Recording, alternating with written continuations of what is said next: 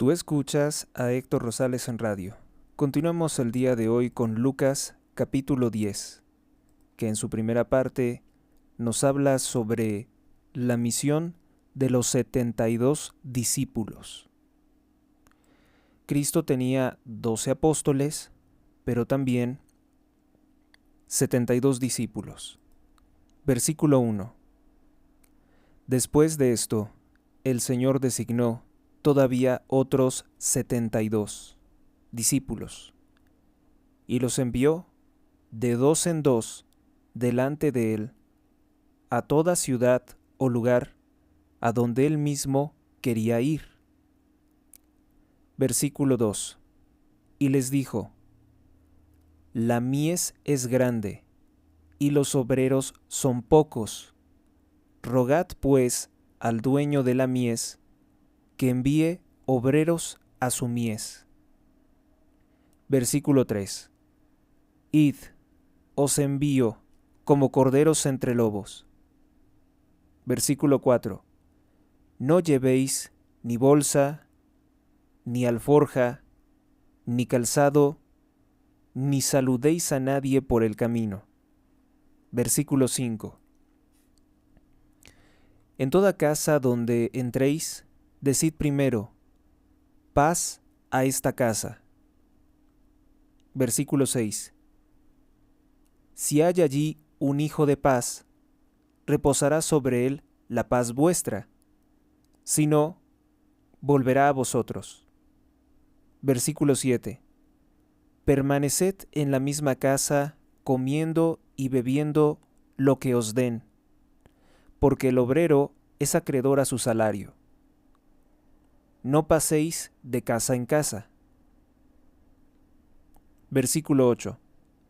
Y en toda ciudad en donde entréis y os reciban, comed los que os pusieren delante.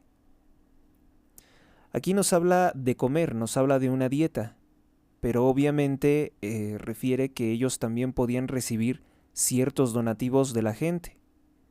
Y estos donativos no es algo que se les esté dando porque sí. Ellos trabajan en la empresa de Dios. Ellos trabajan en la predicación, y a todo trabajo, sin importar qué clase de trabajo sea, merece un salario. Versículo 9. Este en particular merecería un importante salario. Curad los enfermos que haya en ella, en la ciudad a la que van, y decidles: el reino de Dios está llegando a vosotros. Versículo 10. En toda ciudad en donde entréis y no os quisieren recibir, salid por sus calles y decid. Versículo 11.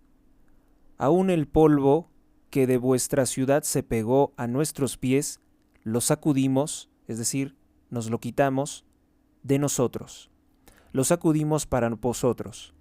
Pero sabedlo, el reino de Dios ha llegado, aunque no lo quieran, aunque los hayan rechazado a ellos, es lo que quiere decir.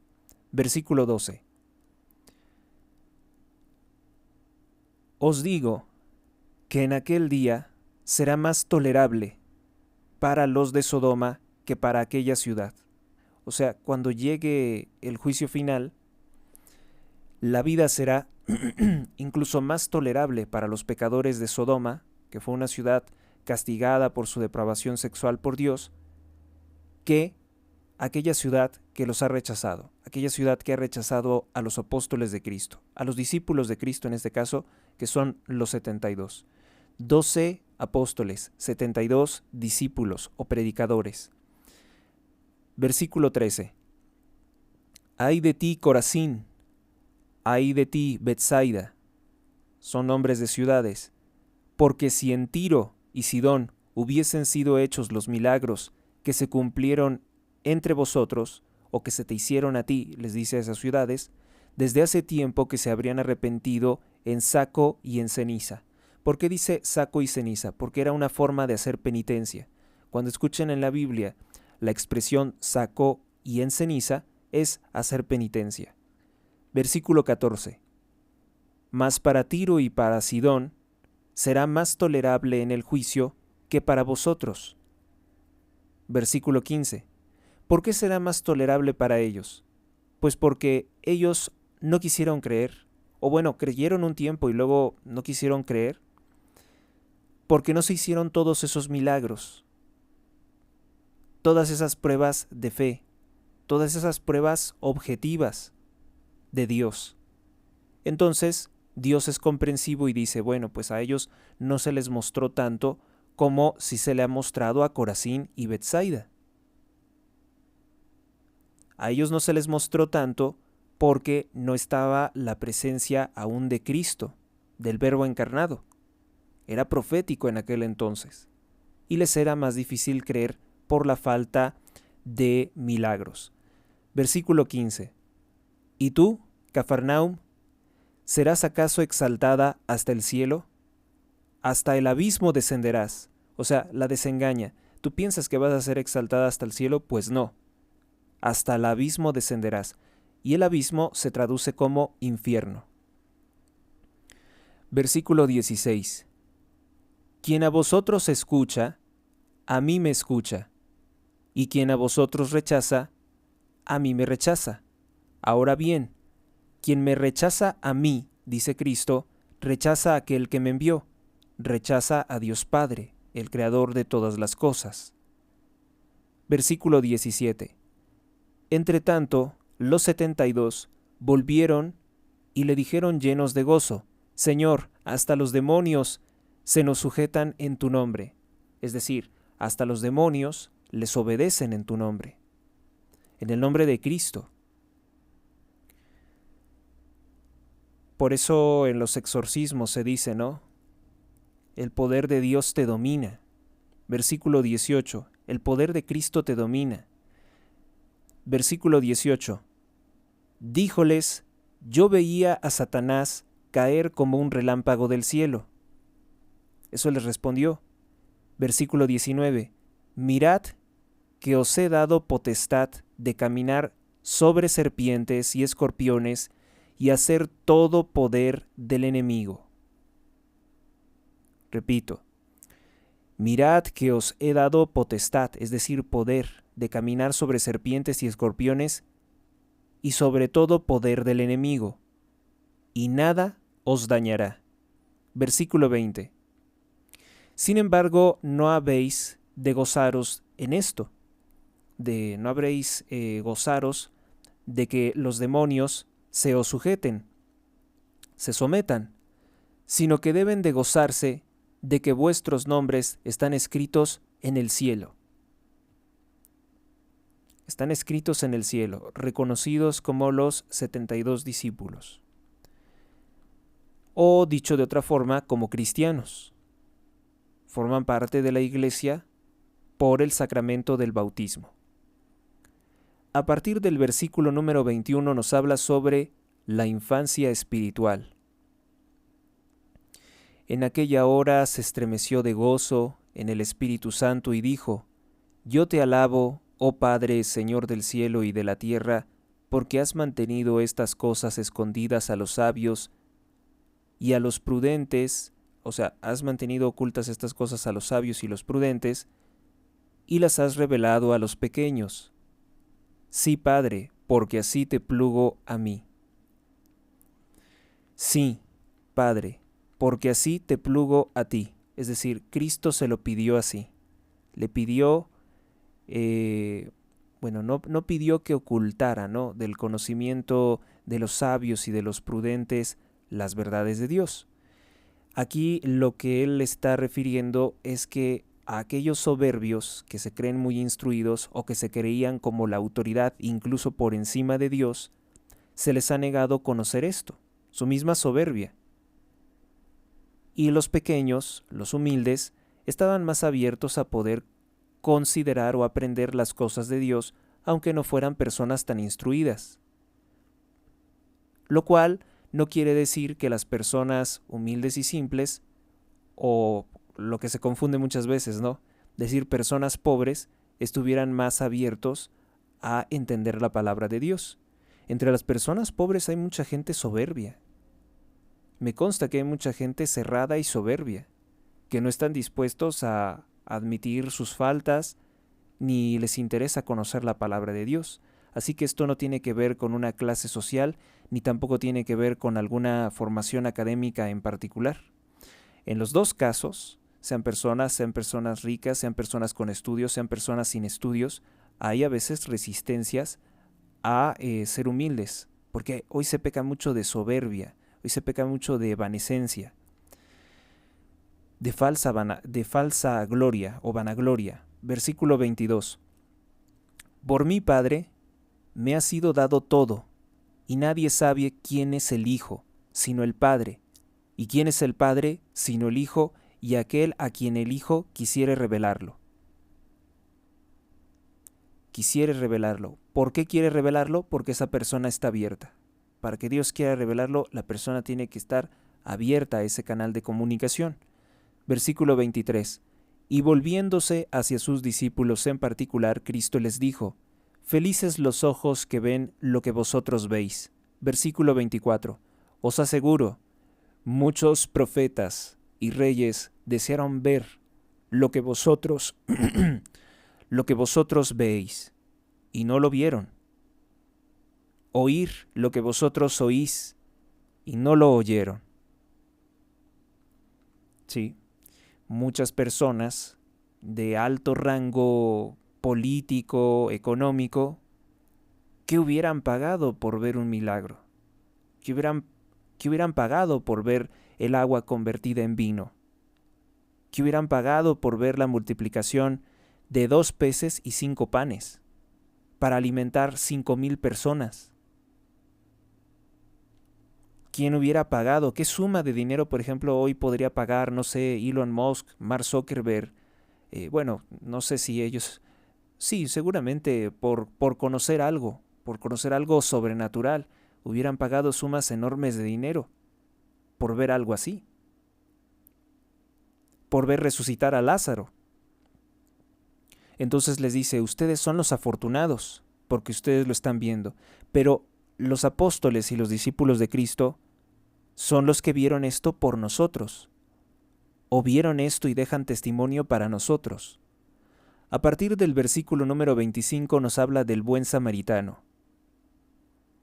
Se levantó entonces un doctor de la ley, un instruido, uno de esos sabios, conocedores de la doctrina y de la Torá o Antiguo Testamento. Y para enredarlo, fíjese cómo es lamentable, ¿no? Un doctor de la ley, una persona instruida, intentaba tenderle una trampa a Cristo. Y para enredarlo le dijo: Maestro, ¿qué he de hacer? ¿Qué debo de hacer yo para lograr la herencia de la vida eterna? Versículo 26. Le respondió Cristo: En la ley, ¿qué está escrito? ¿Cómo lees tú? Versículo 27. Y él replicó diciendo: Amarás al Señor tu Dios de todo tu corazón y con toda tu alma, y con toda tu fuerza, y con toda tu mente, y a tu prójimo como a ti mismo. Versículo 28. Díjole Jesús: Has respondido justamente. Haz esto y vivirás. Versículo 29. Pero el doctor de la ley, el instruido de las Escrituras, queriendo justificarse a sí mismo, dijo a Jesús: ¿Y quién es mi prójimo? ¿A quién debo de tomar como mi igual? Versículo 30.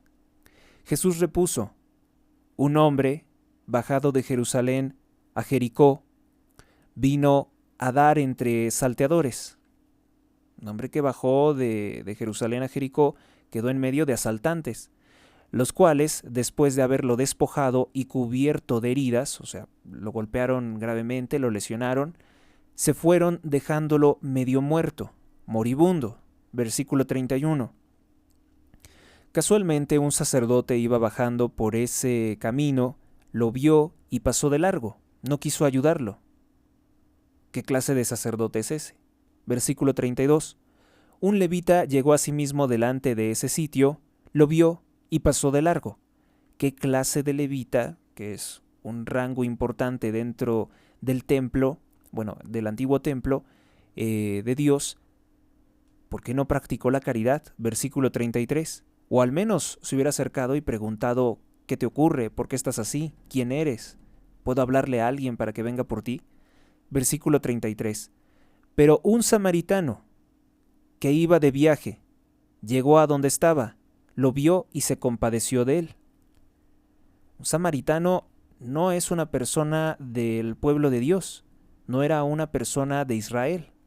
Un samaritano, de hecho, era visto como un enemigo del pueblo de Dios. Pero incluso él, siendo un pagano, pues albergó un buen sentimiento. Vemos la presencia de Dios porque tuvo compasión. Es lo que nos habla el versículo 33. Y notes el número, 33. Versículo 34. Y acercándose, vendó sus heridas, echando en ellas aceite y vino, porque era más fácil tener eso para lavar una herida. Luego, viéndolo sobre su propia cabalgadura, lo condujo a una posada y cuidó de él. Esto ya es mucha compasión, porque ya no solamente lo auxilió en ese momento, sino que lo llevó consigo. Versículo 35. Al día siguiente, sacando 2 denarios, que son monedas, 2 denarios, y de la palabra denario viene la palabra dinero, 2 denarios, los dio al postadero, al dueño del lugar, un hotel, una especie de posada, y le dijo, ten cuidado de él, o cuídalo. Todo lo que gastares de más, yo te lo reembolsaré a mi vuelta. El samaritano ya tiene más compasión que el sacerdote y que el levita, porque ahora va a gastar su dinero en cuidar a esta persona. Versículo 36. Pregunta entonces Cristo, ¿cuál de estos 3 te parece haber sido el prójimo de aquel que cayó en manos de los bandoleros? ¿Cuál de estos 3 parece haber sido el prójimo de aquel que cayó en manos de los bandoleros? Versículo 37 respondió, el que se apiadó de él. Y Jesús le dijo, ve y haz tú lo mismo. Le dijo al doctor de la ley, al estudioso de las Escrituras. Porque el que se comportó como una persona cercana, lo trató como prójimo. ¿Qué quiere decir? Que todas las personas, debemos de reconocer en todas las personas su humanidad. Si es humano, quiere decir que fue hecho a imagen y semejanza de Dios. Hay la imagen de Dios en esa persona, es el prójimo. Entonces hay que tener compasión por los necesitados, por los que necesitan ayuda, por los enfermos, por las personas que padecen que son aquejados por espíritus malignos. Hay que tener compasión. Hay que hacer del otro, de los otros, el prójimo. Hacer de los otros el prójimo. A partir del versículo número 38, nos habla de María y Marta. Versículo 38. Durante su viaje, entró en cierta aldea. Jesús entró en cierta aldea, y una mujer llamada Marta lo recibió en su casa. Versículo 39. Marta tenía una hermana menor llamada María, la cual, sentada a los pies del Señor Jesucristo, escuchaba su palabra. Versículo 40. Pero Marta, que andaba muy afanada en las múltiples tareas o quehaceres del servicio, vino a decirle a Cristo, Señor, ¿no te da nada, no te ocasiona alguna molestia que mi hermana me haya dejado servir sola? Dile, pues, que me ayude. Versículo 41. El Señor le respondió, Marta, Marta, tú te afanas y te agitas por muchas cosas. Versículo 42. Una sola es necesaria, o sea, una sola merece la pena dedicarle el tiempo. María eligió la buena parte, que no le será quitada. Cuando dice no le será quitada, quiere decir que el trabajo de María no será en vano, no será perecedero, será para la eternidad lo que ella estaba haciendo, escuchar al Señor. En tanto que lo que hacía Marta eran cosas más o menos comunes o cotidianas u ordinarias. No existimos para pues determinadas tareas, ¿no? O al menos no exclusivamente para determinadas tareas del hogar. No es el objeto de nuestra existencia, como tampoco es el objeto de nuestra existencia comprar todos los desodorantes o perfumes que nos encontremos. El objetivo de nuestra vida no se puede agotar en comprar detergente para lavar los trastes, por más divertido que lo presente la publicidad. Nuestra vida no se agota en las cosas comunes. Entonces, dice, una sola cosa es necesaria, María eligió la buena parte, pudiéramos decir la parte trascendental, lo trascendente, lo que trasciende la vida, que no le será quitada. Entonces, eso es lo que le dice a Marta, porque Marta, si bien estaba haciendo algo que no era malo, no estaba escuchando al Señor por estar ocupada en las cosas de la vida cotidiana. Y ahí lo importante. Vamos entonces ahora con algunas precisiones y comentarios acerca de este breve capítulo de Lucas 10, que inicia hablándonos de la misión de los 72 discípulos. 72 discípulos. Como tal no tenemos el nombre de todos. Sabemos que eran 72. Podemos decir, por tanto, hay que llevar bien las cifras, ¿no? Hagamos una revisión. Vamos a hacer un apunte. Inicialmente, ¿quiénes eran los que tenían conocimiento de la existencia de Cristo o de que Cristo era el Mesías? Su padre y su madre. Fueron 2 personas. Y probablemente algunos familiares que pudieran ser Santa Isabel, el marido de Santa Isabel, serían otros 2. 2 tenemos que entonces serían 4. 2, 4. Y bueno, eso era cuando Cristo apenas había nacido o estaba por nacer. Vamos a ponerle 1 año. Después, cuando crece, empieza su vida pública por ahí de los 32 años, ¿no? 32 años. Y a los 33 años, bueno, se da la crucifixión. La pasión de Cristo, que no es poca cosa, desde luego, es lo más importante, es lo que define la vida de Cristo.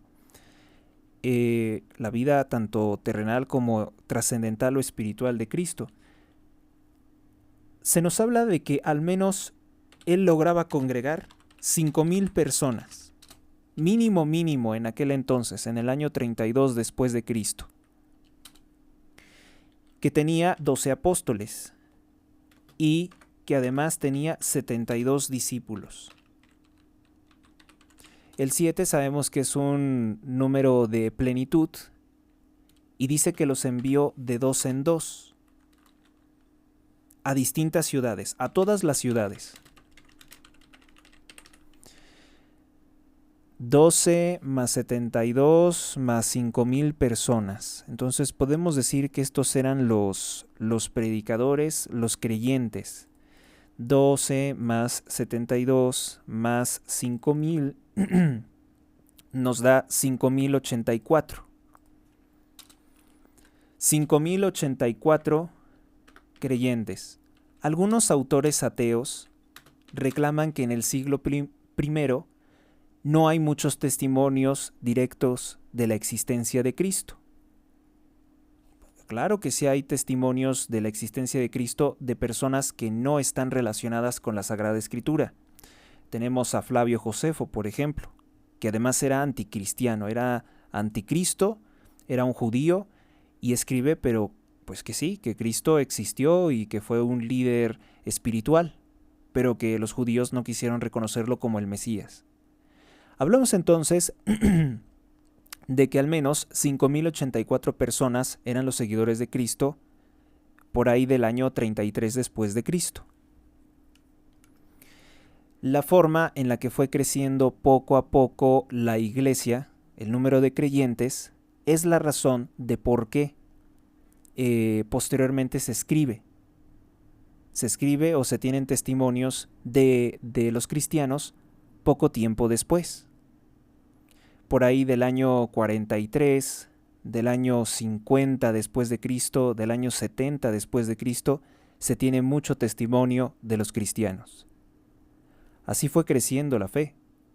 Pero obviamente se entiende que en el siglo I hubo todavía mucha gente que fue testigo de los milagros de Cristo. Y para desgracia de los ateos que han intentado negar la existencia de Cristo, existen infinidad de documentos fuera de la Biblia que prueban perfectamente la historicidad, la existencia de un hombre llamado Jesús de Nazaret, que tuvo una prédica muy importante y que de esa forma fueron creciendo los creyentes. Si hubiera sido una historia falsa creada por los 12 apóstoles o por uno de los apóstoles, pues sencillamente cualquier autor como Flavio Josefo hubiera podido desmentirlos, decirles: oye tú cristiano, eso que estás contando de un sujeto que caminaba sobre las aguas, que volvió el agua vino, que alimentó a una multitud a partir de 5 panes y 2 peces, pues es una completa falsedad, no hay testimonio de eso. Pero ninguno de los autores anticristianos, como es el caso de Celso, un griego totalmente anticristiano, pues no hay forma de que ellos digan eso no existió, sino que reconocen que existió Cristo y que ellos estaban en oposición a la doctrina que él predicaba. Entonces, no hay ninguna discusión sobre que existió Cristo. Y además también hay un prejuicio o un sesgo que sostienen los ateos, que bueno, dicen: sí, bueno, pero el testimonio más importante lo encontramos en los apóstoles. Y yo digo, bueno, ¿y qué tiene de malo esa fuente? O sea, tienes que tener alguna prueba, algo para tratar de descalificar ese texto. No puedes simplemente descalificar el testimonio de los apóstoles porque eran apóstoles. Ninguno de los autores de aquel entonces paganos en contra del cristianismo se atreve a descalificar de forma alguna el testimonio de los apóstoles. Por tanto, el Cristo del que hablan es el mismo. Y esto es mucho más interesante a la afirmación que hace el doctor Bart Ehrman, un ateo que selecciona muy bien sus palabras como para tratar de decir que Cristo no existió, pues los testimonios, la forma en la que trabaja la ciencia histórica lo desmienten completamente. Y a él lo descalifican académicamente por hacer el siguiente comentario. Él dijo lo siguiente: en todo el primer siglo cristiano, Jesús no es mencionado por un solo historiador griego o romano, erudito de la religión, político, filósofo o poeta. Su nombre nunca aparece en una sola inscripción y nunca se encuentra en una sola correspondencia privada. Cero. Nada de referencias. Esto último, por cierto, de que no hay ninguna sola correspondencia privada que hable de él, es completamente falso. Sí existen referencias en correspondencias privadas que hablan de él. Ahora, muchas de las otras correspondencias seguramente se perdieron en el tiempo. Porque también hay que decirlo, muchas de las cosas que hoy están ocurriendo, milenios después, ¿creen ustedes que va a seguir habiendo un registro? Pues muy probablemente mucha de esa información se llegue a perder. Hay también muchos acontecimientos que en este momento no son de conocimiento popular y que no están siendo guardados por la crónica oficial. Me parece que para también una frase que podría contradecir fuertemente a Bart Ehrman, pues es aquella que nos dice que la historia también la escriben los vencedores, o determinadas instituciones o determinados grupos de interés. Las fuentes que hablan de el Cristo histórico, pues las encontramos en Antigüedades Judías de Flavio Josefo, Cornelio Tácito en su obra Anales, Suetonio, Vida de los 12 Césares, Plinio el Joven, la Epístola 10 sobre Trajano, Arístides de Atenas en su obra sobre Adriano, Tácito, historiador romano, en el año 116 afirma que el fundador de los cristianos, Cristo, fue ajusticiado bajo el mandato de Tiberio por el procurador Poncio Pilato. De las actas del imperio, Anales de Tácito, 15, numeral 44. Clemente Romano conoció personalmente a San Pedro y a San Pablo en Roma. En el año 95 después de Cristo, escribió una carta a Corinto en la que dice, entre otras cosas, que los apóstoles nos predicaron el Evangelio de parte del Señor Jesucristo. Esto viene en una obra que se llama Padres Apostólicos.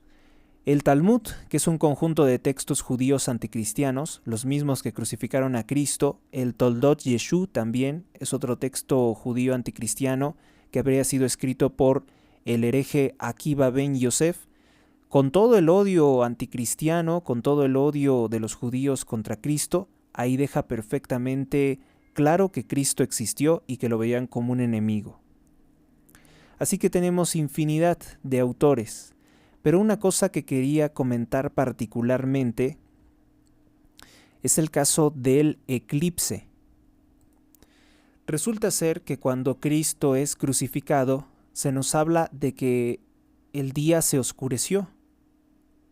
Y entonces esto dio a pie a pensar, bueno, un fenómeno natural que fuera observado en todo el mundo tendría que estar como un testimonio por parte de otros autores, por parte de autores paganos. Y la verdad es que sí lo hay.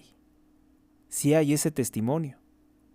Talo o Talus, un cronista o escritor griego, habló de un eclipse muy extraño. Dijo que se había oscurecido el día por aquel fecha en que fue crucificado Cristo. Lo reconoció. Sin embargo, siendo un autor pagano, creía que se trataba de un eclipse. Hoy, por los cálculos, sabemos que el hecho de que el sol se hubiera oscurecido en pleno día no obedeció a un eclipse porque no era una época, no estaban las órbitas de la luna y no estaba la órbita de la luna en aquel entonces en esa posición como para hacer un eclipse. Pero existe el testimonio del historiador Talus o Talo de que el cielo se oscureció. Y esto apareció en una obra que él escribió en el año 50 después de Cristo. Entonces es perfectamente claro que sí hay testimonio por parte de los paganos de los fenómenos sobrenaturales o de los milagros. Un milagro es la suspensión de las leyes naturales que hicieron o que generaron elementos de convicción para que de tan solo 4 personas que conocían la existencia de Cristo, posteriormente fueran millones de personas seguidores de Cristo, cristianos. La semilla de la fe fue creciendo poco a poco, porque solo a partir del siglo II estaríamos hablando de que los seguidores de Cristo superaron la cifra de los 100,000. Los 100,000 seguidores a partir del siglo II de nuestra era ya eran cristianos, unos 100,000 cristianos. Fue creciendo poco a poco fue creciendo la fe. Y de eso es precisamente de lo que nos puede hablar también este capítulo, Lucas capítulo 10, sobre cómo fue creciendo la semilla de la fe. Nos habla aquí de 72 discípulos, que no es lo mismo que los 12 apóstoles. La función de los 12 apóstoles es distinta a la de estos 72 discípulos, de los cuales aquí no vemos ni siquiera sus nombres. En el versículo 4 nos dice algo interesante, algo que puede llamarnos la atención. No llevéis bolsa, ni alforja, ni calzado. Esto lo entendemos porque todo lo va a proveer Dios. Pero cuando dice, ni saludéis a nadie por el camino, nos ponemos a pensar a qué se refiere con esto. Resulta ser que los orientales eran muy ceremoniosos, o siguen siendo muy ceremoniosos, y para ellos saludar equivale a detenerse y perder el tiempo, porque no es solamente saludar y me voy, es conversar de dónde vienes, a dónde vas, cuáles son tus intereses. Era socializar el simple saludo. Entonces, en esta ocasión, aunque pueda parecer algo grosero, les pedía, pues no hay tiempo para eso. Ustedes tienen que ir a las ciudades. De 2 en 2 es lo que dice. Y los envió de 2 en 2 delante de él a toda ciudad o lugar donde él mismo quería ir. O sea, primero iban ellos como sus embajadores y luego se presentaba a él. Y les dijo, la mies es grande y los obreros son pocos. Rogad pues al dueño de la mies que envíe obreros a su mies. Probablemente otros discípulos, otros creyentes que también predicaran la palabra de Dios. Versículo 3. Id, os envío como corderos entre lobos. Como corderos entre lobos. Bueno, esta expresión es muy clara porque pues había más enemigos, ¿no? Había muchos enemigos de la palabra de Dios. Versículo 4. No llevéis ni bolsa, ni alforja, ni calzado, ni saludéis a nadie por el camino. En toda casa donde entréis, decid primero, paz a esta casa. La paz sea contigo, la alegría sea contigo, que muchas veces pensamos la paz como algo aburrido. No, realmente es alegría o felicidad tener paz. Tener confianza, tener tranquilidad, es alegría. Lo que pasa es que nuestro idioma luego nos condiciona mucho mentalmente a pensar que la paz es como algo que es un lugar donde no ocurre nada, un lugar silencioso. No, la paz es alegría. Versículo 6. Y si hay allí un hijo de paz, reposará sobre él la paz vuestra. Te recibirá bien, es lo que quiere decir. Si no, volverá a vosotros, te ignorará. Versículo 7. Permanecer en la misma casa comiendo y bebiendo lo que os den, porque el obrero es acreedor a su salario, es decir, merece recibir algo. No es lícito ponerse en una posición de falsa humildad y decir, no me dé nada, yo no cobro absolutamente nada, no necesito de nada, cuando sabes que sí, porque además lo que se le diera al predicador o al discípulo de Cristo era para poderse sostener y también para poder seguir con su actividad. Te da un salario porque es un trabajo, no es una empresa inútil, como ahora lo han tratado de presentar, que esto es como charlatanería, que por qué le vas a aportar a la iglesia, que por qué vas a contribuir a los gastos de la iglesia si no hacen nada. Esa es una visión totalmente prejuiciada y malintencionada en contra de la iglesia para que no pueda seguir predicando, para que desaparezca. No paséis de casa en casa. Esto de no paséis de casa en casa, pues quiere decir que supongo que no paséis de casa en casa sin recibir el salario justo. Versículo 8. Y en toda ciudad en donde entréis y os reciban, comed lo que os pusieren delante. Versículo 9. Curad los enfermos que haya en esa ciudad y decidles, el reino de Dios está llegando a vosotros. Esto de que el reino de Dios también, esta clase de expresiones son muy cuestionadas por los ateos, por la gente que no cree en la palabra de Dios. Dicen, el reino de Dios está llegando, bueno, pero entonces ¿por qué están las cosas tan mal? No, llega el reino de Dios para aquellos que lo reciben.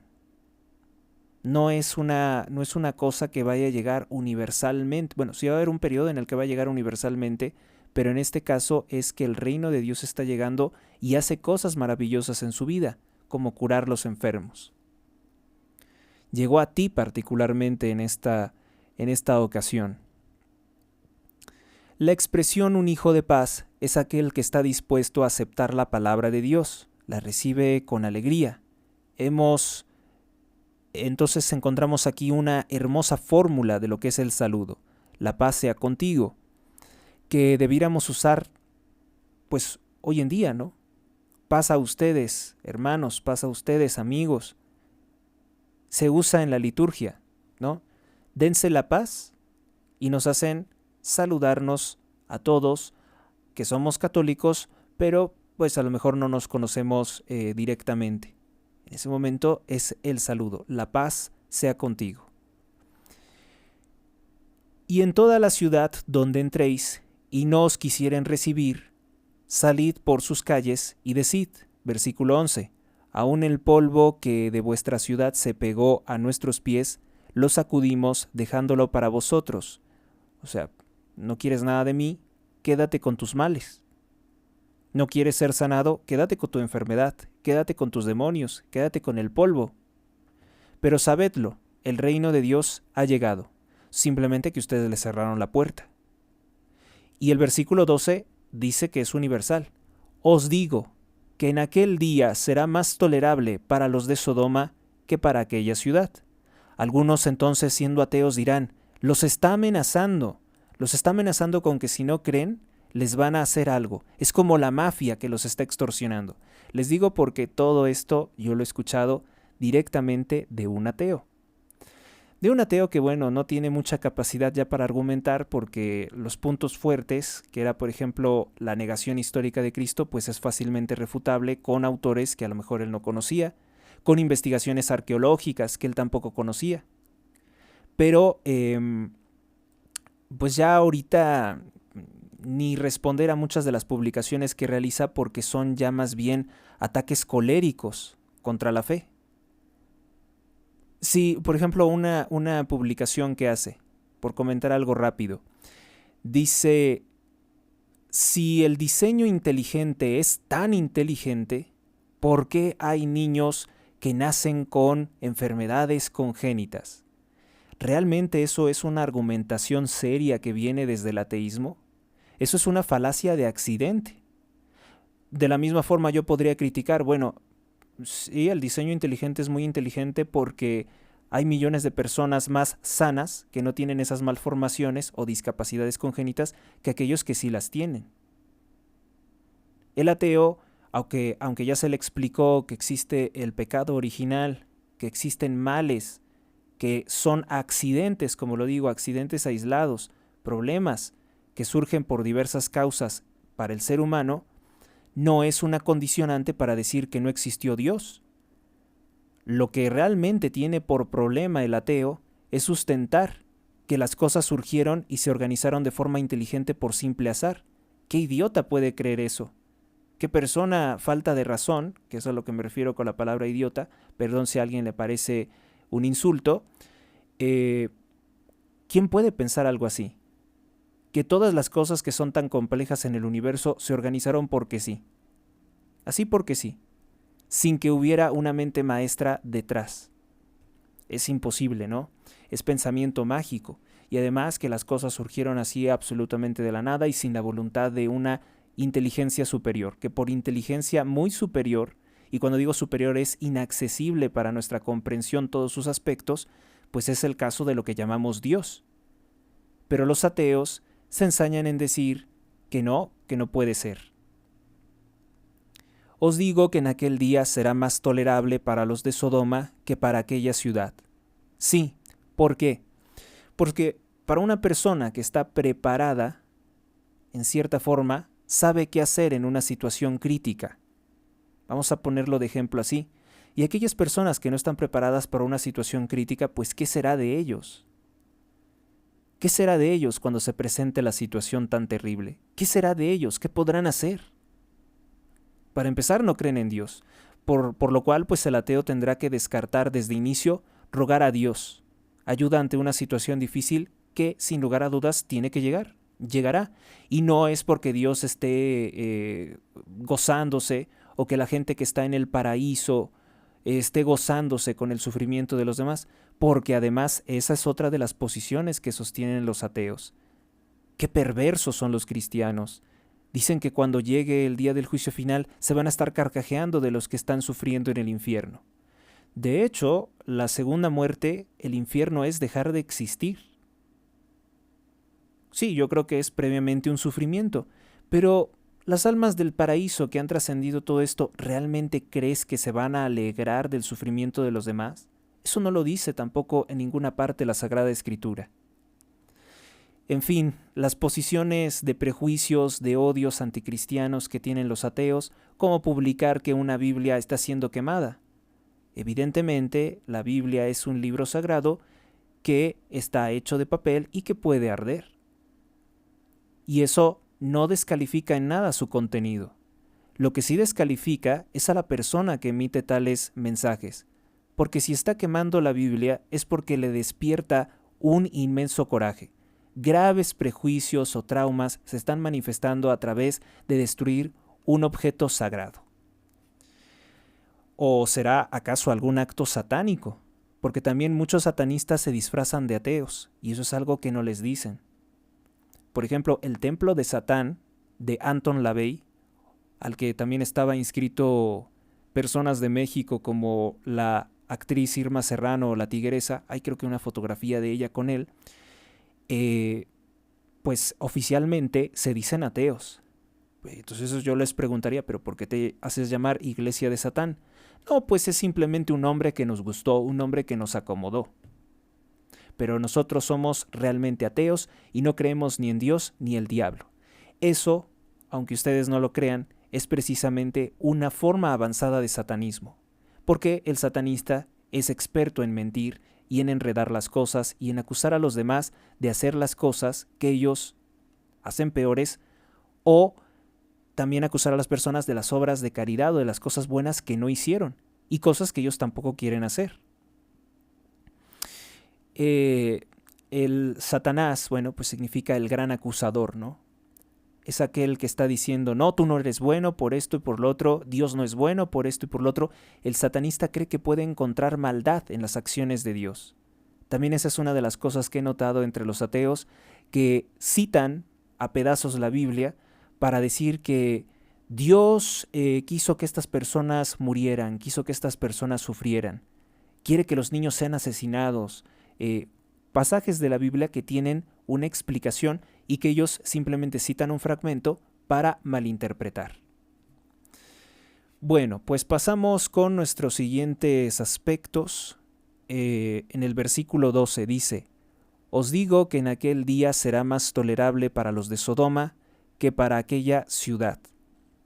O sea, Sodoma, que fue una de las ciudades que fueron destruidas por su depravación sexual, no solamente depravación sexual, sé que es lo que más destaca porque sodomía viene asociado a la homosexualidad, pero no lo llamamos Gomorra. Yo antes pensaba que la palabra gonorrea tenía que ver con Gomorra, no sé por qué, pero no tienen relación, ¿sí?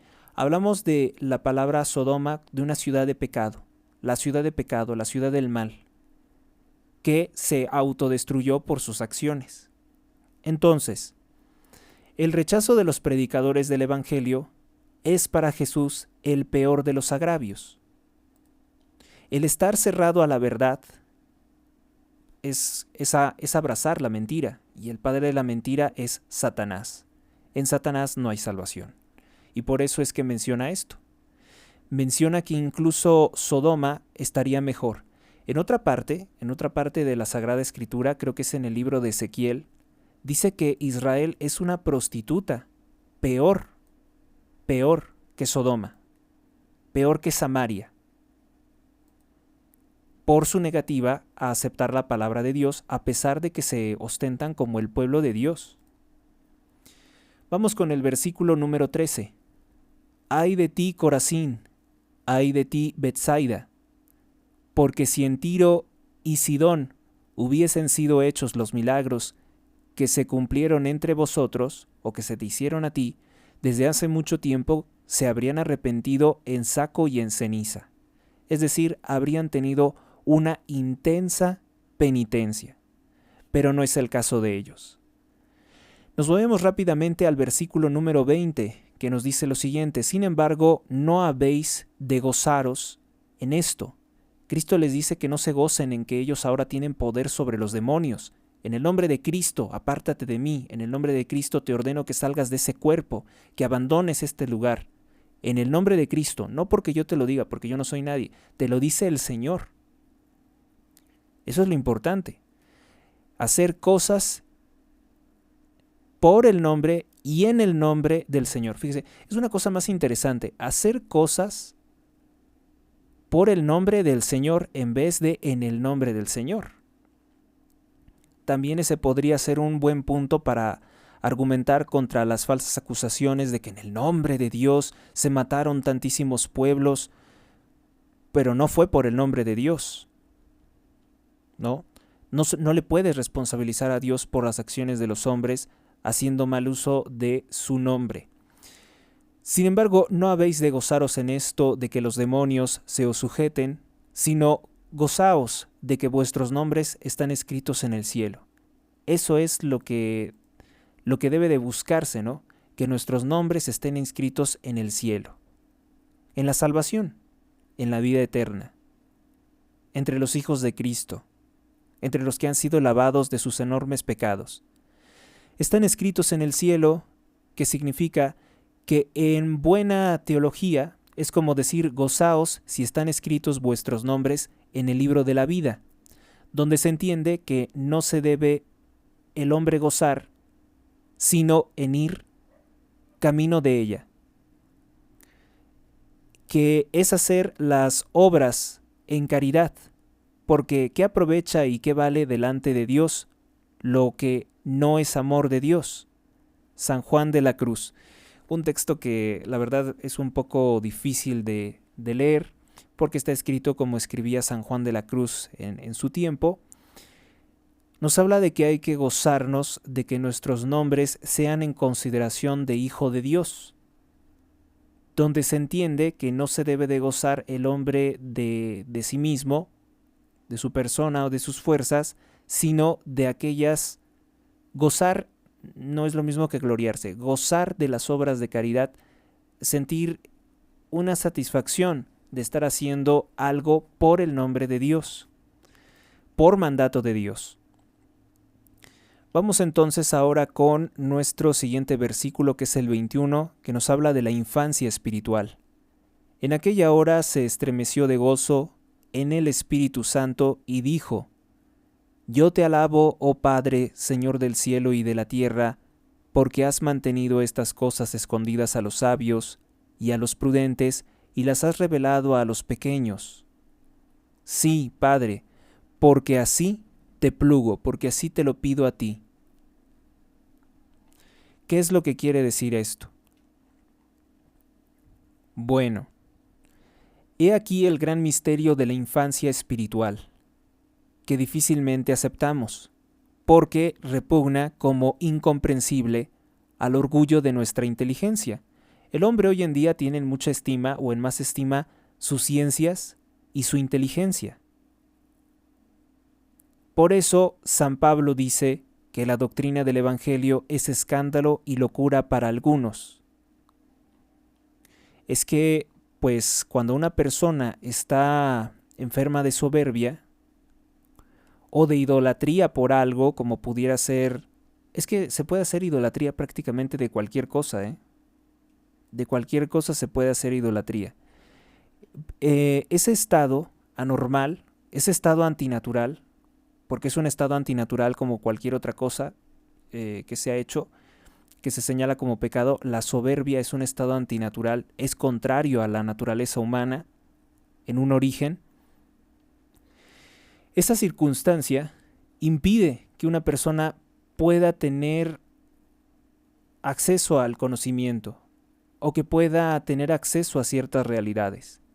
La soberbia se convierte entonces en una situación de discapacidad para poder hacer muchas cosas, para poder comprender muchas cosas o para tener ciertos beneficios de algunas cosas. Por eso aquí lo dice. No es que Cristo quisiera que los sabios fueran humillados, esto ya lo hemos explicado, sino que Él le decía que le alegraba que hubiera gente humilde, capaz de entender, abierta a entender, dispuesta a ser instruida. En tanto que aquellas personas que ya se sentían sabias o realizadas en esta vida no tienen la capacidad de estar atentas ni tampoco de escuchar, y entonces la soberbia se convierte en una discapacidad. Repito el versículo 21. En aquella hora se estremeció de gozo nuestro Señor Jesucristo en el Espíritu Santo y dijo: Yo te alabo, oh Padre, Señor del cielo y de la tierra, porque has mantenido estas cosas escondidas a los sabios y a los prudentes, y las has revelado a los pequeños. Sí, Padre, porque así te plugo a ti. Versículo 22. Por mi Padre me ha sido dado todo, y nadie sabe quién es el Hijo sino el Padre, y quién es el Padre sino el Hijo y aquel a quien el Hijo quisiere revelarlo. Quiere revelarlo porque puede revelarlo, pero si una persona no está dispuesta, porque su libre albedrío esté en contra, no podrá hacerlo, aunque por mucho que lo quiera. Versículo 23. Y volviéndose hacia sus discípulos, y en particular dijo: Felices los ojos que ven lo que vosotros veis. Versículo 24. Os aseguro, muchos profetas y reyes desearon ver lo que vosotros veis, y no lo vieron, oír lo que vosotros oís, y no lo oyeron, porque tampoco podían hacerlo. No podían hacerlo por su estado de discapacidad, que vamos a decir es esa soberbia, la falsa idea de una autosuficiencia o de superioridad, ¿no?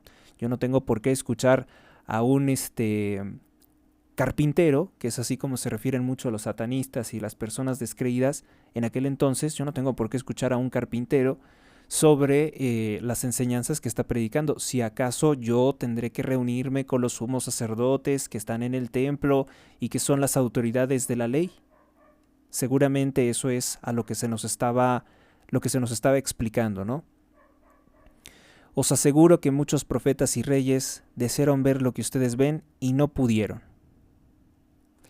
Vamos ahora rápidamente con el versículo número 37, que es en el apartado del buen samaritano, en el que un doctor de la ley intenta hacer que nuestro Señor Jesucristo tuviera un error. Le pregunta: ¿qué he de hacer para lograr la herencia de la vida eterna? Le respondió: en la ley, ¿qué está escrito? ¿Cómo lees tú?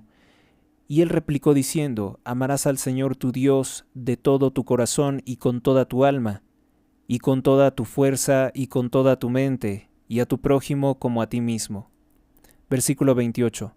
Díjole Jesús: has respondido justamente, haz esto y vivirás. Versículo 29.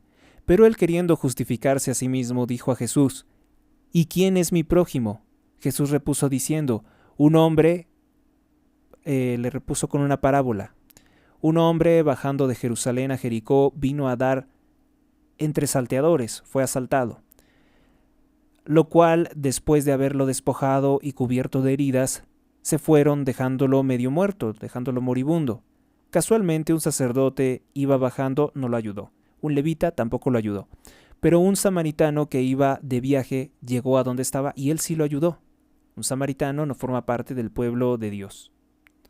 Y no solamente lo ayudó en ese momento, sino que lo llevó, le curó las heridas y le dio hospedaje, y él pagó lo que fuera a gastarse en su recuperación. ¿No estaba obligado? No. Era un hombre que perteneciera al pueblo de Dios, no oficialmente, pero por la compasión que pudo sentir, estaba la presencia divina. Versículo 35. Al día siguiente, sacando 2 denarios, lo dio al posadero y dijo: ten cuidado de él, cuídalo, y todo lo que gastares de más, yo te lo reembolsaré a mi vuelta. ¿Cuál de estos 3 te parece haber sido el prójimo de aquel que cayó en manos de los bandoleros, de los asaltantes, de los salteadores? Le respondió: el que se apiadó de él. Y Jesús le dijo al doctor de la ley: ve por tanto y haz tú lo mismo. El doctor de la ley entonces tuvo un aprendizaje, porque el doctor de la ley se encontraba orgulloso de su raza. Cristo pudo ver a través de su cuerpo, pudo conocer sus pensamientos, su corazón, y entonces le respondió esto: que hasta un samaritano podía ser más hombre de Dios que un hombre del pueblo de Israel por su comportamiento, porque por sus frutos se le conoce. Parecía dispuesto a no reconocer como prójimos, sino únicamente a los que se dijeran israelitas. No reconocía como su prójimo a otras personas. De hecho, hasta la fecha, la secta judía, algunos dicen la secta política sionista, considera que la mayoría de los seres humanos no son personas. Y eso es muy grave. No logran ver la persona humana en los demás. O ven a los pueblos que ellos denominan paganos como gente de segunda categoría, como animales quizá. Y eso es muy grave, porque reconocer al prójimo es reconocer la persona humana en cualquier ser humano, reconocer la humanidad en cualquier ser humano, sin importar su aspecto. Se ve entonces obligado a confesar aquí que aquel despreciado samaritano era más prójimo del judío que el sacerdote o que el levita. Y si lo podemos ver desde otra forma, podremos decir que tanto el sacerdote y el levita eran menos de Dios que el samaritano, eran menos humanos que el samaritano. En ese judío herido se veía representado el doctor, y confesaba humillado que el extranjero, a quien él no aceptaba como prójimo, le había dado pruebas de ser más su prójimo al portarse como tal, en contraste con las actitudes de los otros dos judíos, que uno pensaría que por su cargo, que por su investidura, pues tendrían una calidad moral superior, o se esperaría o se demanda, se le exige que tenga una calidad moral superior, porque es el que conoce la Sagrada Escritura, y tener un comportamiento distinto pues es inconcebible, ¿no? Es inconcebible o es vergonzoso. Tenemos entonces, ahora nos pasamos rápidamente al versículo número 38, que nos habla sobre el caso de María y Marta. María, que le interesaba conocer la doctrina de Dios, y Marta, que le interesaba tener la casa ordenada, vamos a decir, ¿no? Entre muchas otras tareas. Versículo 38. Durante su viaje entró en cierta aldea, y una mujer llamada Marta lo recibió en su casa. Versículo 39. Tenía esta una hermana llamada María. Hay muchas Marías en la Sagrada Escritura, por cierto. Es importante no confundirse. La cual, sentada a los pies del Señor, escuchaba su palabra. Versículo 30. Pero Marta, que andaba muy afanada en múltiples quehaceres del servicio, vino a decirle: Señor, ¿no te da nada que mi hermana me haya dejado servir sola? Dile pues que me ayude. Versículo 41. El Señor le respondió: Marta, Marta, tú te afanas y te agitas por muchas cosas. Versículo 42. Una sola es necesaria. María eligió la buena parte, y no le será quitada. Referencia, pues, a que lo trascendental nadie te lo puede quitar. Dios, nadie te lo puede quitar. Nadie es propietario de Dios, que eso lamentablemente es lo que han tratado de proclamar muchos judíos, diciendo: este es nuestro Dios, esta es nuestra ley, y ustedes nos la han robado. Yo me he enfrentado en debates a judíos que me reclaman eso. Bueno, ¿y tú por qué sabes esas cosas? Y esas cosas tú no las deberías de saber. Es verdaderamente asombroso cómo dicen que yo no debería de saber determinadas cosas. Yo me preguntaría si entre tantas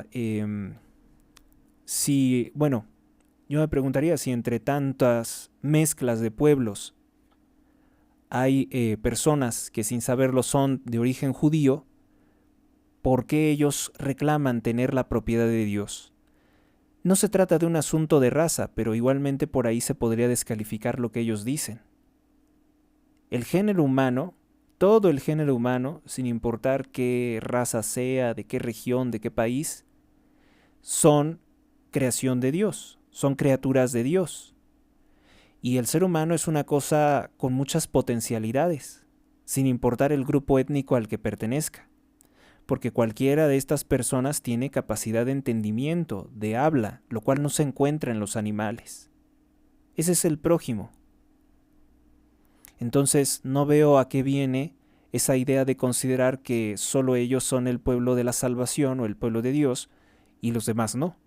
Por eso no les gustaba tampoco la prédica de Cristo, porque Cristo vino a predicar la salvación para todos, no solamente para su pueblo. Bueno, la aldea que refiere en el versículo 38, en la que habitaban Marta y María, o María y Marta, es Betania. que se encuentra a 3 kilómetros de Jerusalén. Jesús solía hospedarse allí en casa de las hermanas de Lázaro. María y Marta eran hermanas de Lázaro, al que resucita. Versículo 42. En el versículo número 42 nos dice: una sola cosa es necesaria, María eligió la buena parte y no le será quitada. ¿Qué es lo que dice el comentarista católico? Que esta versión de la Biblia fue comentada por un importante doctor de la iglesia, es decir, por una persona que conoce. Yo no me lanzo a interpretar la Biblia por lo que yo quiera, ¿no? O sea, yo me baso en la doctrina y, si se puede, refuerzo los puntos con el catecismo. Dice: este es otro de los puntos fundamentales de la revelación cristiana, y harto difícil de comprender para el que no se hace pequeño. El que no se hace pequeño, el que no se hace humilde y se sobredimensiona, creerá que todas las actividades que él desempeña son más importantes, y que si él no desempeña tales actividades, hasta el mundo se detiene. ¡Cuánta soberbia!, ¿no? Probablemente, y es una soberbia similar a la que tenían los que hacían asesinatos rituales, pensando que si no asesinaban a una persona, si no derramaban sangre inocente, el sol no saldría, o que la tierra se destruiría, o que no habría cosechas. Esta soberbia es harto peligrosa, dependiendo de en qué lugar se presente. Quien no se hace pequeño tiende a pensar que las cosas que desempeña son las más importantes de todo el mundo, y es otra vez la soberbia que pone a las personas en una discapacidad mental para poderse adentrar en la palabra de Dios, o poder recibir a Dios mismo y todos los bienes espirituales y todas las cosas buenas, todas las bondades que puede darles. Dios no necesita de nosotros ni de nuestras obras, eso quédeles perfectamente claro.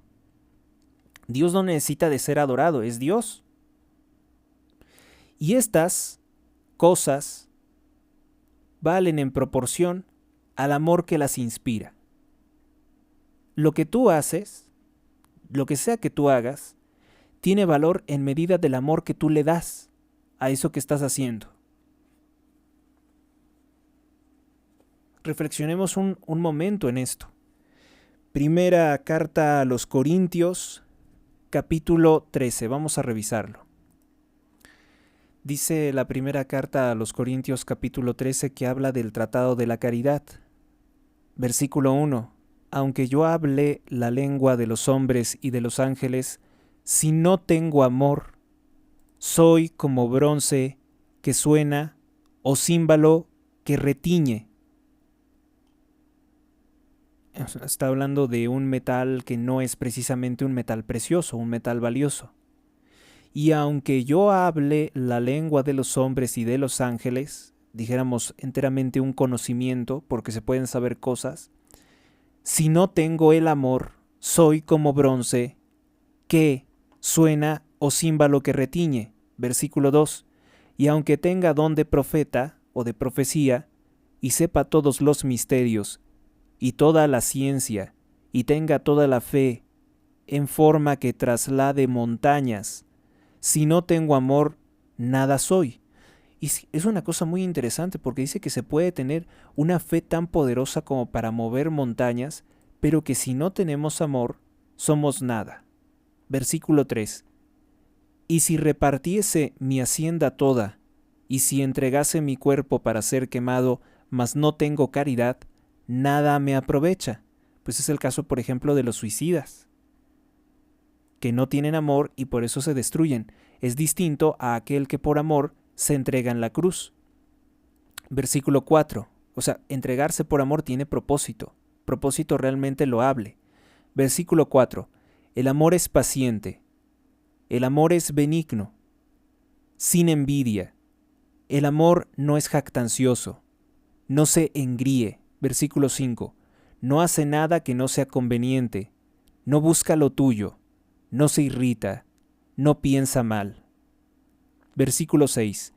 No se regocija en la injusticia, antes se regocija con la verdad. Versículo 7. Todo lo sobrelleva, todo lo cree, todo lo espera, todo lo soporta. Versículo 8. El amor nunca se acaba, En cambio, las profecías terminarán. Las lenguas cesarán de hablar.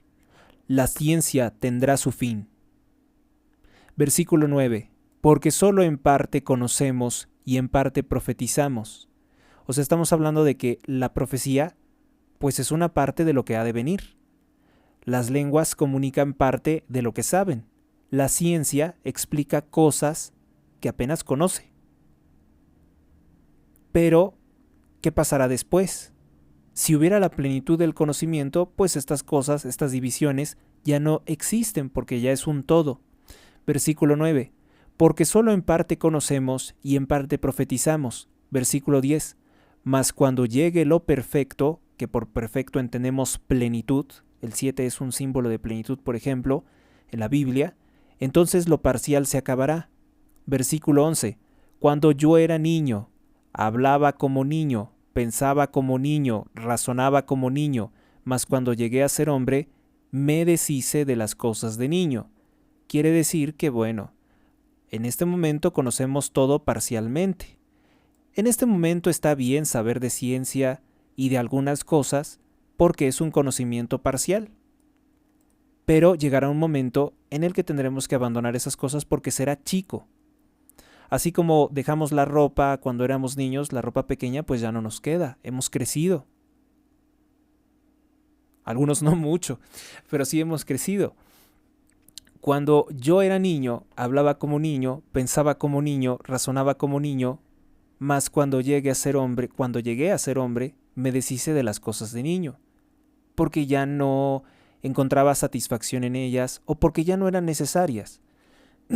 Cuando alguien está aprendiendo a andar en bicicleta, utiliza unas llantas de apoyo que le den equilibrio o que impidan que se caiga. Pero cuando ya desarrolló el equilibrio, las llantas entrenadoras le son retiradas a la bicicleta porque ya no son necesarias. Así es, las cosas tienen un tiempo en el que son necesarias, en que son útiles, y cuando se crece, se pasa a otra forma de ver las cosas o otra forma de actuar. Versículo 12. A herramientas más avanzadas, ¿no? Pasas de lo básico a lo complejo. Y siendo complejo ya no te es difícil. Versículo 12. Porque ahora miramos en un enigma, a través de un espejo, mas entonces veremos cara a cara. Ahora conozco en parte, entonces conoceré plenamente de la manera en que también fui conocido. Versículo 13. Al presente permanecen la fe, la esperanza y la caridad, estas tres, mas la mayor de ellas es la caridad. Es así lo que nos refiere el capítulo 13 de la primera carta a los Corintios. Dice que podemos tener muchos grandes conocimientos, pero que si no tenemos amor, esta empresa está pues mal, está incompleta. Todo el capítulo es más que un sublime himno lírico a la caridad. Si actúas con caridad, estás en todo lo que tú estás haciendo, estás poniéndole amor. Y sé que es un cliché esto de que se hizo la comida con amor y sabe mejor, pues sí. No, probablemente no sepa mejor, porque a lo mejor la receta es la misma y está bien hecha y está bien cocido en los tiempos y todo, pero lo que quiere decir es que si esto se hace sin amor, nace sin propósito. Y eso hasta cierto punto es algo maligno, porque Dios no hace nada inútil. Nosotros tampoco nos podemos permitir hacer cosas inútiles. Es un retrato sin duda al más auténtico y vigoroso, a lo más vigoroso que jamás se trazó del amor. O sea, este pasaje de primera carta a los Corintios capítulo 13 es el texto que sin lugar a dudas nos explica de forma auténtica y vigorosa lo que es el amor. El hacer las cosas con un propósito noble. Podría ser entonces ese el verdadero amor. El más alto de los dones y de las virtudes teogonales para librarnos de confundirlo con muchas imitaciones que no son amor. No son amor cosas como el sentimentalismo. No son amor esa palabra absurda que llaman filantropía. Porque la gente que hace filantropía la mayoría de las veces, mejor dicho, todas las veces, es para beneficiarse a sí mismo. Si tú haces algo por el bien de los demás, entonces no es filantropía, es caridad.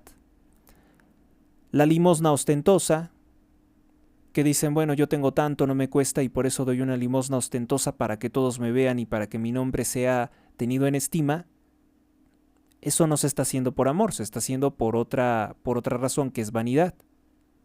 San Pablo fija aquí el concepto de caridad según sus características esenciales, pues son las que cualquiera puede conocer simplemente en todo amor verdadero. Si no tiene estas características, entonces no es amor. Mas para poder pensar en la caridad como amor de nuestra parte a Dios y al prójimo, hemos de pensar antes en la caridad como un amor que Dios nos tiene a nosotros y que Él nos comunica, sin lo cual seríamos incapaces de amar. Dessinger, el libro de Dessinger, en el numeral 198, explicaría esto. Dios es amor, dice el primer libro de Juan, capítulo 4, versículo 8, y ese amor infinito del Padre por el Hijo nos es extendido a nosotros por la misión espiritual del Espíritu Santo. Romanos capítulo 5, versículo 15. El cual pone entonces en nosotros esa capacidad de amar al Padre como lo amó Jesús, y de amarnos entre nosotros como Jesús nos amó. Juan capítulo 13, versículo 34. Es de notar que San Pablo usa siempre la voz griega de agape, que suele traducirse indistintamente como caridad o amor. O sea, estamos aprendiendo algo que particularmente yo no tenía firme, que la caridad es amor, o amor es caridad, por caridad. Incluso hay personas, ¿cómo estará de mal la sociedad? Que dicen, esto yo no lo hago por caridad, no lo hago por amor al arte.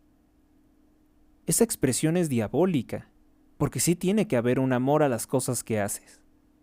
Verdaderamente sí tiene que haber, por ejemplo, cuando tú haces tu trabajo, sí debes de tener esa satisfacción de decir, lo que estoy haciendo en mi trabajo es realmente ayudar a las personas. Sí, me pagan y eso me sirve a mí para vivir, pero el fin de mi trabajo debe de ser mutuo, ¿no? O sea, yo estoy ayudando a alguien, le estoy aportando algo bueno y también estoy cobrando un servicio. En el caso de la caridad por caridad, es decir, el amor por amor simplemente, pues no hay algo malvado, ¿no? Si esa persona te quiere dar algo, es bien recibido, incluso es lo que dice este capítulo. Este capítulo dice que a todo trabajo merece un salario. No has llegado con las manos vacías a la mesa de esa persona. Estás aportando algo que realmente es valioso y mereces el pago de tu salario. Hay pasajes de la Biblia que condenan gravísimamente a aquellos que se niegan a pagarle el salario. ¿Sí? Porque a lo mejor también hay que pensar, estamos obligados a donar a la iglesia, porque la iglesia también realiza obras de caridad que nosotros individualmente no podríamos cumplir. El amor es igual a la caridad y es la palabra griega agape.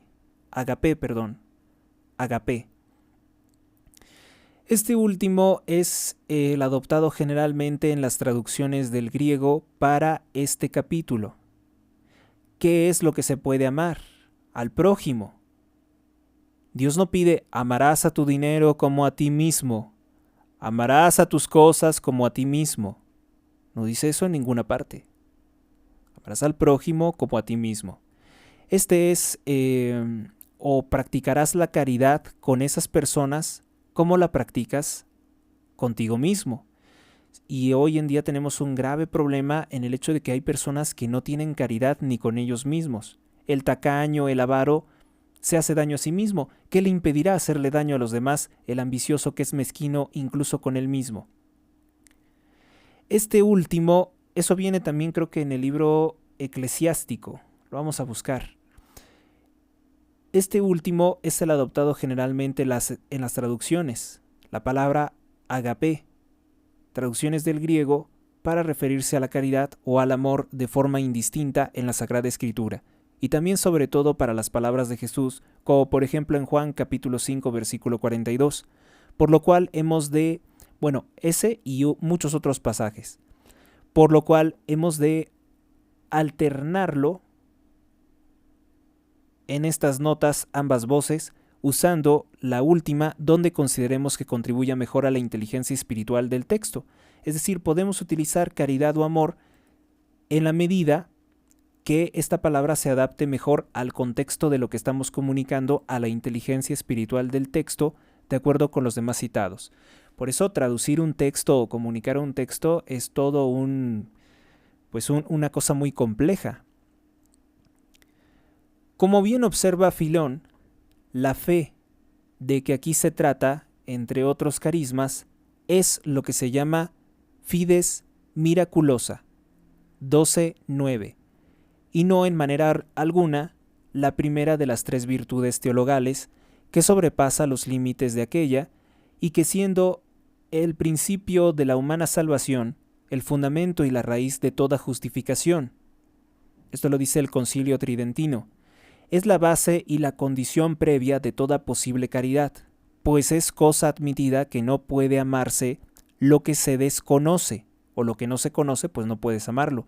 Según la expresión clásica, el fuego de la caridad se enciende con la antorcha de la fe. El fuego de la caridad, del amor, se enciende con la antorcha de la fe. Con una voluntad. Si cambiamos la palabra fe por una voluntad, por una disposición, se entiende mucho mejor qué es la fe. Porque muchos asocian la palabra con una creencia infundada. Los ateos siempre dicen, es que la fe es simplemente creer en cosas que son ilógicas, porque quieres creerlas, sin que te dé ningún sustento. No. La fe es una convicción de que los argumentos presentados hacen entendimiento en ti. Te fomentan satisfacción, elementos de convicción con los cuales estás dispuesto a participar. Participar de las verdades de Dios o del conocimiento de Dios, que estás abierto, que tienes fe, que tienes esa voluntad de recibir el mensaje, de entender. Hay gente que no puede desarrollar o que no quiere desarrollar esa condición de fe. Una condición espiritual. O sea que en vano pretenderíamos ser capaces de proceder como en el versículo 4 si antes no hemos buscado el motor necesario, entregando el corazón al amor que viene del conocimiento de Cristo, como lo dice la Escritura. En ella se nos revela el amor del Padre que nos amó primero, primer libro de Juan capítulo 4 versículo 10, hasta darnos su Hijo, Juan capítulo 3 versículo 16. Solo ese conocimiento espiritual, admirativo y consolador, es decir, solo la fe que obra por la caridad, Gálatas 5:6, Juan 14:23, la fe en el amor y la bondad con que somos amados, primer libro de Juan 4:16, podrá convertir nuestro corazón egoísta a esa vida que indica San Pablo, en que el amor es el móvil de todos nuestros actos. Las características de este amor son muy complejas, no busca lo suyo. Nótese que esta admirable norma es lo más importante del amor o de la caridad porque rechaza el egoísmo. Nuestro natural egoísmo vivirá sembrando ruinas desenfrenadas. No significa que vamos a empeñarnos en buscar las cosas desagradables, sino en cuidar ante todo que ninguna de nuestras ventajas pueda ser en detrimento de otros, que ese sería un egoísmo completamente malvado, porque sería en detrimento de otros, ¿no? Hartas cosas o muchas cosas desagradables nos permite Dios que no son con daño ajeno. Más aún, todas nos las promete Él por añadidura si tenemos esta disposición fundamental de caridad, que no aceptaría nada que no fuese con dañar al prójimo. O sea, beneficios que dañan al prójimo descartados. ¿Qué paraíso de paz y bienestar sería entonces el mundo? Pero si no podemos hacer que lo sea para todos, nadie puede impedirnos que hagamos, un paraíso así entre nosotros. Y después el versículo 12 que nos habla de cuando se dejan las cosas de niño porque nuestro entendimiento ya es mayor, porque ya superamos, por decirlo de alguna forma, la primaria de la fe, la secundaria de la fe, la preparatoria de la fe, y entendiendo que fuera un nivel superior en cada etapa, ¿no? Cosas más complejas. Solo por el espejo de la fe, perfeccionada por el amor y sostenida por la esperanza.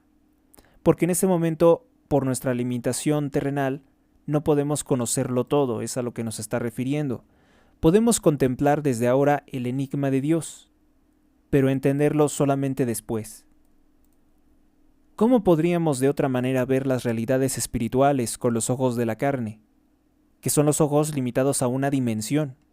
Estamos en una dimensión que nos oculta muchas cosas, de una carne caída que no solo es ajena al espíritu, que no solamente ajena al espíritu, sino que es contraria al espíritu. El espíritu está dispuesto, pero la carne no. Gálatas 5:17. De ahí el inmenso valor de la fe, la voluntad, el deseo de conocer las cosas de Dios.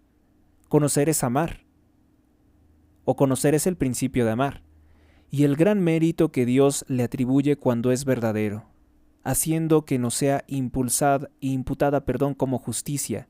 Romanos capítulo 4. Porque es necesario realmente que concedamos un crédito sin límites para que aceptemos de buena gana poner nuestro corazón en lo que no vemos. ¿Sí? O sea, tanto como lo que dicen los ateos es que tú crees en cosas que no tienen ninguna base. No, sí hay cosas que desde esta dimensión terrenal podemos confirmar de Dios. La sola existencia inteligente, la organización inteligente de todas las cosas, no es producto del azar. El azar sería simple caos. No habría forma de que todo en su debida proporción se organizara para crear seres vivos, para fundamentar la Tierra, el universo, el sistema solar, el sistema de galaxias. No habría forma de que eso se hubiera creado de la nada, simplemente por puro azar y sin propósito. Es una locura quien sostiene una posición así. ¿Aparecen las cosas de la nada? Todo tiene una procedencia. El libro tiene una procedencia. La computadora tiene una procedencia. El hombre tiene una procedencia, tiene una historia previa en sus padres para poder existir. Así que las cosas no surgen de la nada. Sí hay cosas, sí hay señales de que el Creador se puede conocer por su creación. Pero ¿podemos conocer directamente todos los aspectos? Pues tal vez no, porque es una limitación de nuestro entendimiento y de nuestra condición humana. De nuestras limitaciones temporales también, porque estamos existiendo en un tiempo y el espacio que se creó en un momento. No será eterno el tiempo y el espacio tampoco. Tiene un inicio y por tanto tendrá un fin. Estamos en esta dimensión que se creó a partir de un lugar donde no existía el espacio y el tiempo y que es eterno. Incluso la teoría del Big Bang reconoce esto. Por tanto, a esa inteligencia superior y al que inició esa causa primera del origen del universo, a ese tal que es eterno y que siempre existió y que siempre existirá, sé que es muy difícil entenderlo porque nosotros existimos en el espacio-tiempo, pero existen otras realidades fuera del espacio-tiempo que siempre han existido y siempre existirán. Necesitamos darle entonces un inmenso crédito a la fe, es decir, conocemos algunos aspectos y sobre esos aspectos nos mantenemos firmes para estar preparados, para tener la voluntad de recibir todo el conocimiento que ahora nos es imposible tener. Todo el amor, entonces conocimiento, que se nos da de forma caritativa por Dios para conocer todo, porque ahorita solamente conocemos como niños, vemos a través de un espejo. Ese espejo es la fe. Ese espejo es la fe. un crédito sin límites para aceptar de buena gana, poner nuestro corazón en lo que no vemos, pero que sabemos que existe. Hay muchas cosas que no vemos y de todas formas existen, ¿eh? Quitando lo que vemos o lo que nos, ¿cómo decirlo? Lo que nos estorba para poder ver lo que no es visible, que sería entonces la condición material o la materia, ¿no? Uno quiere ver debajo, uno quiere conocer el contenido de un libro, tiene que abrirlo. No puedes ver a través de él, no puedes ver a través de la portada, de la pasta. Quitando todo lo que vemos, solo por creer en la palabra de Dios, saber que no va a engañarnos, que no puede engañarnos cuando nos habla y nos ofrece su propia vida divina, mostrándonos que aquello es todo y que esto es nada. Y de ahí que nuestra fe, si es viva, honre tanto a Dios y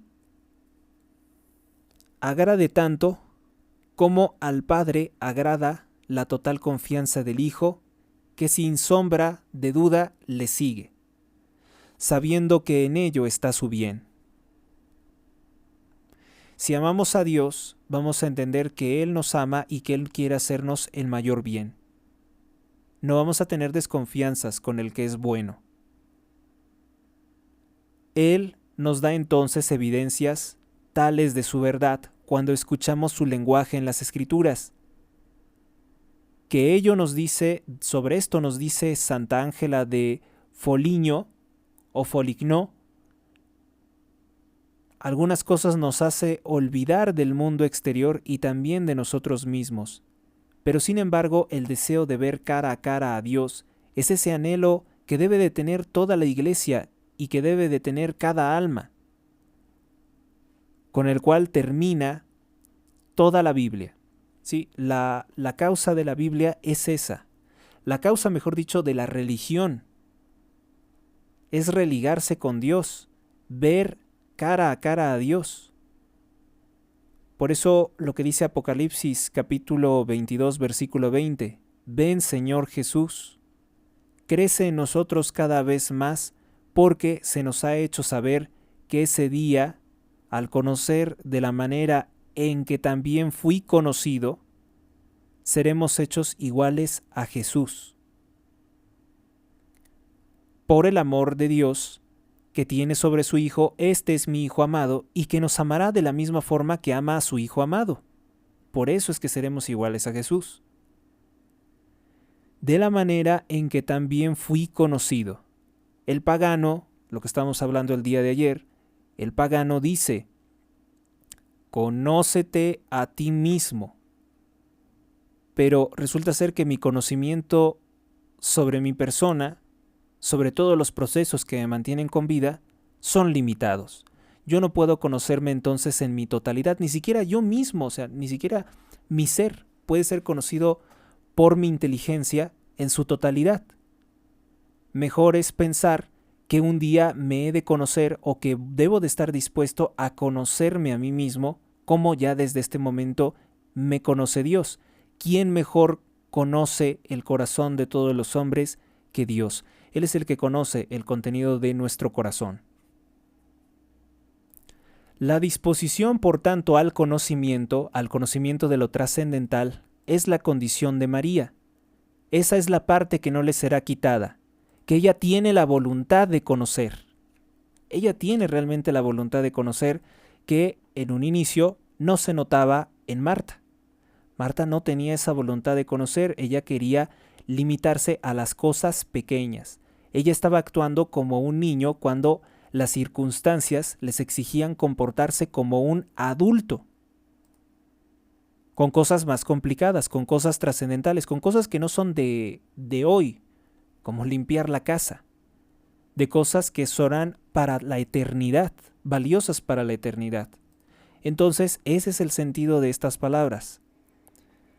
Volvemos a lo que es el capítulo 13 del Evangelio según San Lucas, donde nos dice lo siguiente. Perdón, no es el 13, estábamos en el 10, ¿verdad? Sí. No, 13 era en la carta a los Corintios, la primera carta a los Corintios. El 10. Marta y María. Durante su viaje entró en cierta aldea y una mujer llamada Marta lo recibió en su casa. Tenía esta una hermana llamada María, la cual, sentada a los pies del Señor, escuchaba su palabra. Pero Marta, que andaba muy afanada en los múltiples quehaceres del servicio, vino a decirle: Señor, ¿no te da nada que mi hermana me haya dejado servir sola? Dile pues que me ayude. Versículo 41, el Señor le respondió: Marta, Marta, tú te afanas y te agitas por muchas cosas. Una sola es necesaria. María eligió la buena parte, que no le será quitada. Ella tiene el espejo, ella tiene la voluntad, que la habilita para conocer las cosas trascendentales. Ella tiene esa disposición. Tener fe es tener disposición a Dios, es tener una condición necesaria de escucha y de humildad, de tener los oídos y el corazón abierto a recibir el mensaje de Dios. Se recibe por amor, se recibe obviamente porque recibe el amor de Dios. Estas cosas son trascendentales. Cuando era niño hacía cosas de niño, pero ahora que he crecido he dejado las cosas de niño. Es decir, dado el tiempo en el que está pues habitando el hombre, el tiempo que nos ha tocado vivir, es necesario crecer y enfocarse a cosas más importantes. De aquí que yo creo que sí es un pecado gravísimo la frivolidad, la vulgaridad y la frivolidad, las cosas inútiles, ¿no? Las cosas ociosas. Podríase considerar que son malas, sí, cuando toda una vida está abocada a algo inútil o incluso hasta algo que entre el ocio muchas veces se disfraza lo que es divertido y en otras veces se disfraza lo que es dañino como simplemente una actitud divertida, ¿no? Hay cosas que realmente son la práctica del mal y que se nos ha querido vender como entretenimiento. Creo que por fin hemos comprendido algo realmente importante. Pues bien, es así como vamos a terminar con el estudio de Lucas capítulo 10, o el Evangelio según San Lucas capítulo 10. Tú escuchas a Héctor Rosales. Este ha sido el episodio número 3690. Este es el episodio 3690. En el nombre del Padre, del Hijo, del Espíritu Santo. Amén. Por la señal de la Santa Cruz de nuestros enemigos, líbranos, Señor, Dios nuestro. Amén. Ave María Purísima, sin pecado concebida. Santísima Virgen María, auxilio de los cristianos, ruega por nosotros. San José, terror de los demonios, ruega por nosotros. Cristo, vencedor de los demonios y la muerte, protégenos y cúbrenos con tu sagrada sangre. Santísima Trinidad, bendícenos y guárdanos en estos tiempos que nos ha tocado vivir. Padre nuestro que estás en los cielos, santificado sea tu nombre. Venga a nosotros tu reino. Hágase, Señor, tu voluntad, así en la tierra como en el cielo. El pan supersubstancial de cada día, dánoslo hoy, y perdona nuestras deudas, como también nosotros perdonamos a nuestros deudores. No nos dejes caer en la tentación, líbranos de todo mal. Amén. Creo en Dios Padre Todopoderoso, Creador del cielo y de la tierra. Creo en Jesucristo, su único Hijo, nuestro Señor, que fue concebido por obra y gracia del Espíritu Santo. Nació de Santa María Virgen, padeció bajo el poder de Poncio Pilato, fue crucificado y muerto y sepultado, descendió a los infiernos, al tercer día resucitó de entre los muertos, subió a los cielos y está sentado a la derecha de Dios Padre Todopoderoso. Desde allí ha de venir a juzgar a vivos y muertos, y creo en el Espíritu Santo, la Santa Iglesia Católica, la comunión de los santos, el perdón de los pecados, la resurrección de la carne y la vida eterna. Amén. Cristo está conmigo, Cristo está ante mí. Cristo tras de mí, Cristo en mí, Cristo bajo mí, Cristo sobre mí, Cristo a mi derecha, Cristo a mi izquierda, Cristo cuando me acuesto, Cristo cuando me siento, Cristo cuando me levanto, Cristo en el corazón de todo hombre que piensa en mí, Cristo en la boca de todo hombre que habla de mí, Cristo en todo ojo que me ve, Cristo en todo oído que me escucha. Me levanto hoy por medio de poderosa fuerza la invocación de la Santa Trinidad, por medio de creer en sus tres santas personas, por medio de confesar la unidad del Creador de la creación. Amén. San Miguel Arcángel, defiéndenos en la lucha, sé nuestro amparo contra la perversidad y acechanzas del demonio, que Dios manifieste sobre él su poder es nuestra humilde súplica. Y tú, oh príncipe de la milicia celestial, con el poder que Dios te ha conferido, arroja al infierno a Satanás y a los demás espíritus malignos que vagan por el mundo para la perdición de las almas. Amén. Dios te salve María, llena eres de gracia, el Señor es contigo. Bendita eres entre todas las mujeres y bendito es el fruto de tu vientre, Jesús. Santa María, Madre de Dios, ruega Señora por nosotros los pecadores, ahora y en la hora de nuestra muerte. Amén. Salmo número 34. Señor, pelea contra los que me atacan, combate a los que luchan contra mí. Sufran una derrota y queden avergonzados los que me persiguen a muerte. Vuelvan la espalda llenos de oprobio los que maquinen mi perdición. Sean como el polvo frente al viento cuando el ángel del Señor los desbarate. Sea su camino oscuro y resbaladizo cuando el ángel del Señor los persiga. Porque sin motivo me tendieron redes de muerte. Sin razón me abrieron trampas mortales. Que les sorprenda un desastre imprevisto, que los enrede la red que para mí escondieron, que caigan en la misma trampa que me abrieron. Mi alma se alegrará con el Señor y gozará de su salvación.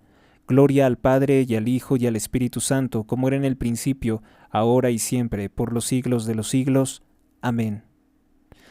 Gracias a ti, gracias a todos ustedes, gracias a Dios. Hasta la próxima, que Dios los acompañe.